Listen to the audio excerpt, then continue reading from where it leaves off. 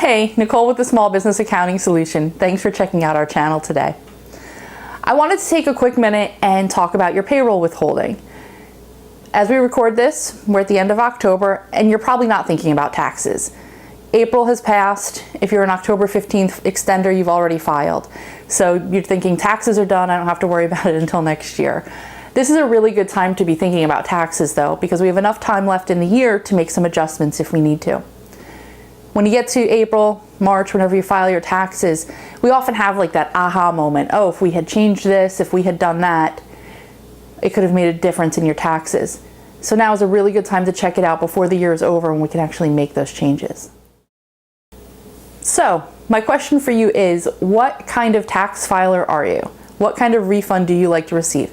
I know. You don't want to pay any taxes. I get that. You have to pay some taxes most of the time. So do you prefer getting a really large refund? Do you use that as your forced savings account? Is that the vacation fund you use for your family to go, travel during the summer?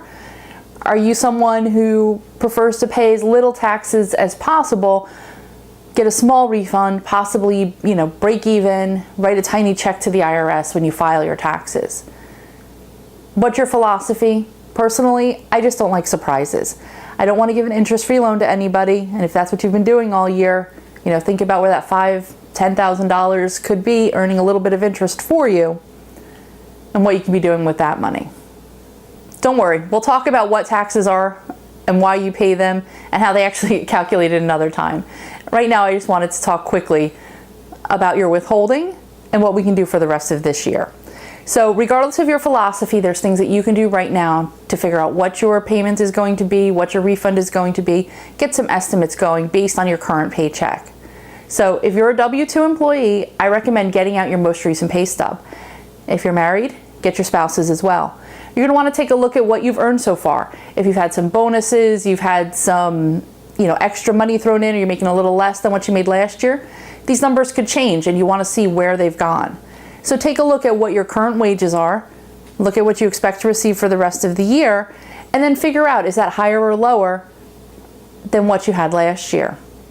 Once you know that number, you'll know, do I need my withholding amounts to be higher or lower than what they were last year? So take a look at that line. You have a line right on your pay stub that says federal withholding or something similar. See what you've withheld so far for the year. Take a look at how much is being withheld per paycheck, and you can figure out what will be withheld for the rest of the year. If there's 4 paychecks left in the year, you take that paycheck amount, multiply by 4, add that back to your annual amount, and you'll know what your withholding is for the rest of the year.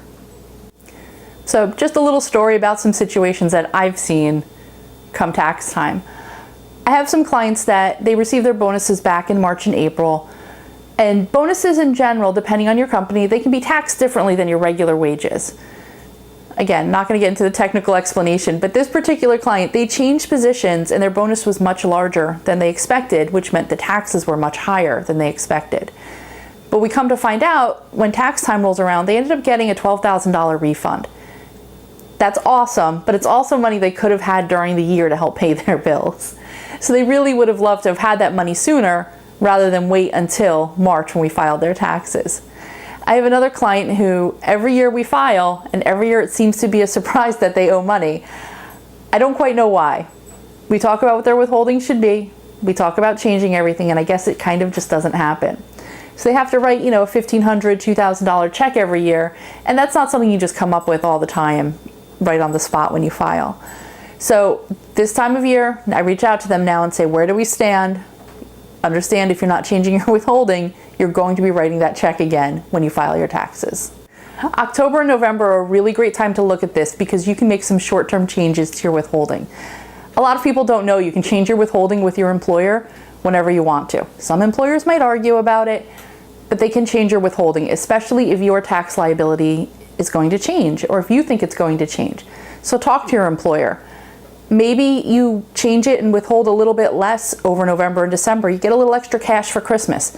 I think that's a really great feeling, being able to pay for your presents with cash and not have to use a credit card or something like that. If you think you're going to owe a little bit more, you can increase your withholding a little bit each paycheck. This can be confusing. Definitely talk to your tax professional to make sure you're doing it the right way. But making this change is not that big a deal when it comes to payroll. Just remember to change it back when January rolls around again. A lot of people say to me, well, I've had some changes. We had a new baby. Our baby went off to college. We bought a new house. We've moved. Maybe you're paying your health care out of pocket now through the marketplace instead of through your job this year. That's a little more complicated. You're not going to figure out what your tax liability is by looking at your payroll if you have big changes like that. But looking at your pay stubs, looking at your payroll, combining all those numbers will really give you a good idea of how you compare to last year as far as what your wages are and your withholding. So I definitely recommend doing that. We right now are scheduling consultations with our clients. If we work with you, great, give us a call, we'll schedule some time. If you're new to us, just feel free, reach out. We can help answer any of these questions. We'll take a comprehensive look at your situation and see what your estimate looks like for next year. Let's not have those surprises.